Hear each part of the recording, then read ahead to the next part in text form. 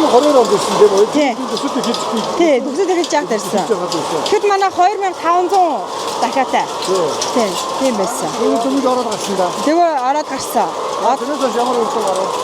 Тэгээ яг хүнсний хувьсгалаас манайх зээл авсан. Яг тодорхой хэмжээнд одоо нэмэрлсэн гэх юм уу? Үйлдвэрээ өргөхөд тэгсэн. Одоо манайх 12,000 төгрөг байгаа. Тэр нь 500 шүү. Тий.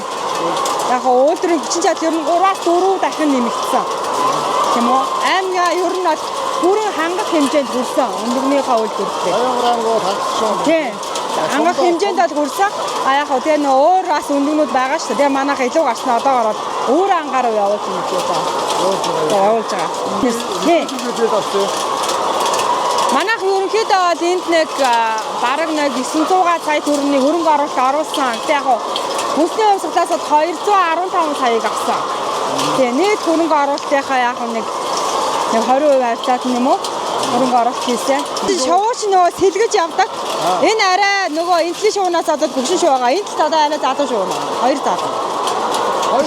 Хоёр байгаа юм байна. Хоёр байгаа. Тэгээ ингээ бүрэн автомат ийм хамгийн сүүлийн үеийн ийм 23 оны загвар ийм тоног төхөөрөмжөөр манайх яасан байхгүй юу? Байгаагүй, ерөөсөө автомат байгаагүй. Цэвэр 100% гар ажиллагаа механик байсан. Өндөр юм байдгүй галтмаар.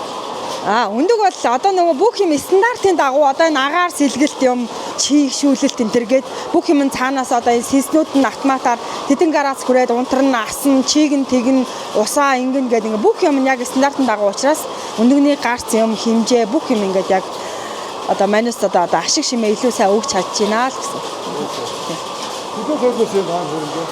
Энийг 23 онд суурласан.